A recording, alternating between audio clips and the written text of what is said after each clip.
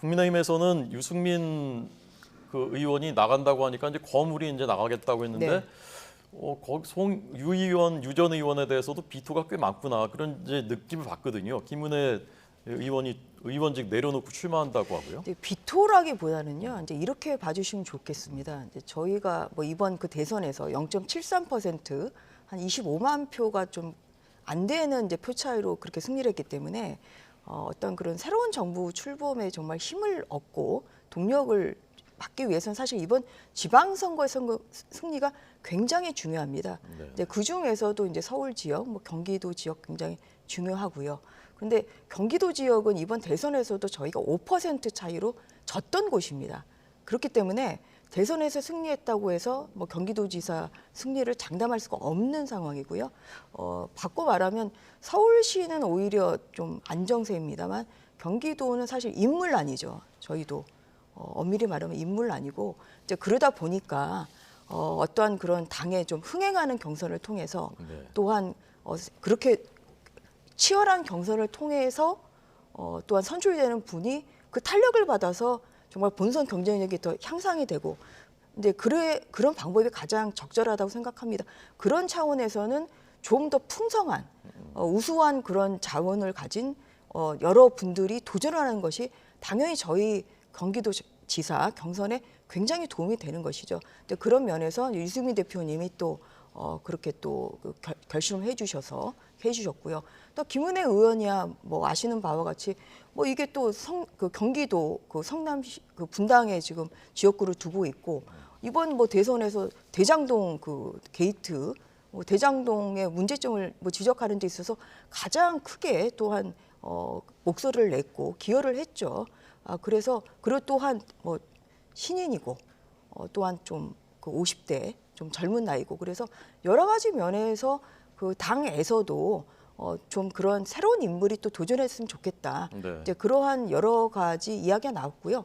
저는 오히려 이제 초선 의원으로서 굉장히 김은혜 의원의 도전에는 정말 저는 힘찬 박수를 보냅니다. 초선들이 이렇게 김은혜 의원 편으로 약간 마음이 기우신 그런 것 건 같은데. 아니고요. 그러니까 작년에도 이제 그 뭐 유니스 의원도 사실 이제 서울시장 뭐 좀 보궐선거에 이제 후보로 출마하면 좋겠다 이렇게 생각하는 초선 의원들이 많았습니다. 이렇게 좀 초선 의원들이 그러한 그 지자체장에 도전하는 모습을 보이면서 오히려 당의 변화, 좀 당의 역동성을 좀 보여주는 그런 좀 계기가 될 것이라고 생각을 하고 그러면 저희가 또 흥행하는 경선을 통해서 본선 경쟁력을 높이는 면에서는 굉장히 바람직하다는 말씀을 드리는 것이죠.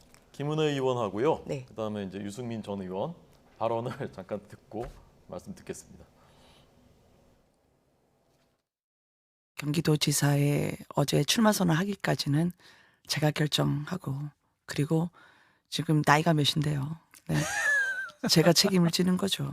그러니까 감히 말씀드리지만 이번 선거에 나오기 전에 김은혜에게는 경기도에 대한 고민이 있었고 유승민 대표님이 정계 은퇴에 대한 고민이 있으셨잖아요. 그래서 이 미묘한 차이가 저는 이번 경선과 나아가 본선에서도 상당히 다른 결과를 만들어낼 것이라고 생각합니다.